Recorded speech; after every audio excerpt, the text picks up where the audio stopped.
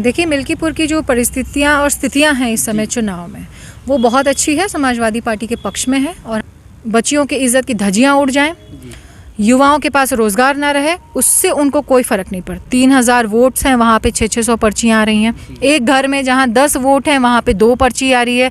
कुछ घर तो ऐसे हैं कि जहाँ 20-20 वोट है, एक भी पर्ची नहीं आई है।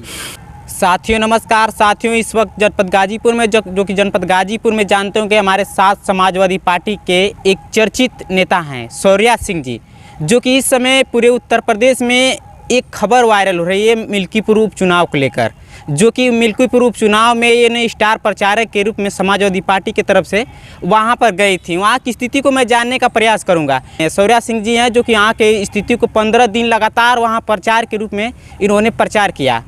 यहाँ की स्थिति को जानने का प्रयास करता हूँ। स्वागत है हमारे चैनल में। आपका स्वागत है। देखिए, मिल्कीपुर की जो परिस्थितियां और स्थितियां हैं इस समय चुनाव में, वो बहुत अच्छी है, समाजवादी पार्टी के पक्ष में है। और हमारे जो इंडिया गठबंधन के प्रत्याशी हैं अजीत प्रसाद जी, उनके पक्ष में है।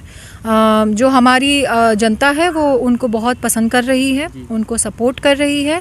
और हम यही कहेंगे कि मैंने पर्सनली भी देखा है, हमारे जो सांसद हैं अवधेश प्रसाद जी और उनका पूरा परिवार मिल्कीपुर अयोध्या की जनता के लिए हमेशा तत्पर खड़ा रहता है।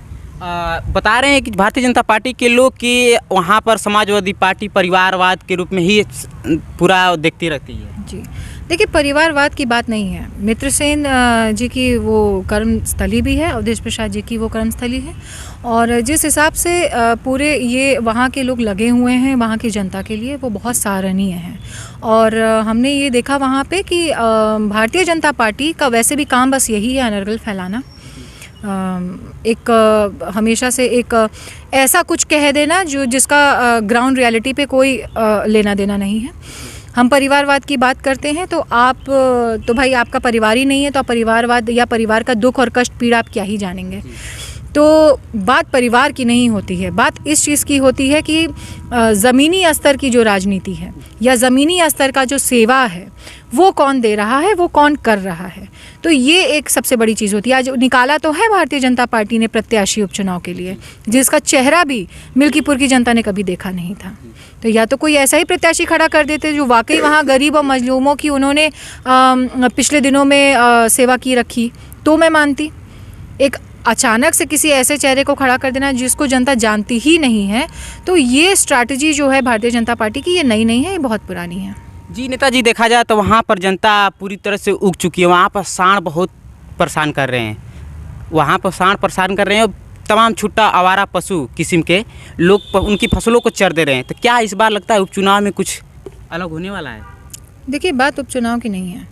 ये जो परिस्थिति है, इसके लिए योगी आदित्यनाथ जी इतनी बार अभी कैबिनेट के इतने मंत्री उन्होंने लगा रखे थे मिल्कीपुर में, और स्वयं उन्होंने 3-4 जनसभाएं कर दी मिल्कीपुर में। लेकिन उन्होंने अभी तक, मतलब वहाँ की जो कोर समस्या है, वहाँ के पशु, उन पे वो लगाम नहीं लगवा पाए। तो मैं यही कहूँगी कि उनको उससे कोई फ़र्क नहीं पड़ता।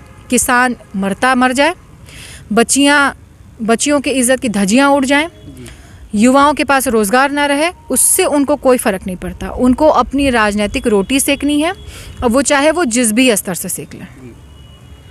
देश के यशस्वी मुख्यमंत्री आदित्यनाथ योगी जी कहें कि जो समाजवादी पार्टी यहाँ पर विशेष तौर पे उन्होंने परिवार के रूप में देखा है, इस बार वो परिवार चलने वाला नहीं है। यहाँ पर बीजेपी और भारतीय जनता पार्टी की जीत होगी। देखिए, यहाँ परिवार की बात ही नहीं है, यहाँ बात उसकी है जो जनता के लिए खड़ा रहेगा, जनता के लिए आवाज़ उठाएगा। हमारे जो सांसद हैं समाजवादी पार्टी के अवधेश प्रसाद जी, उन्होंने वो क्षेत्र उनके लिए नया नहीं है।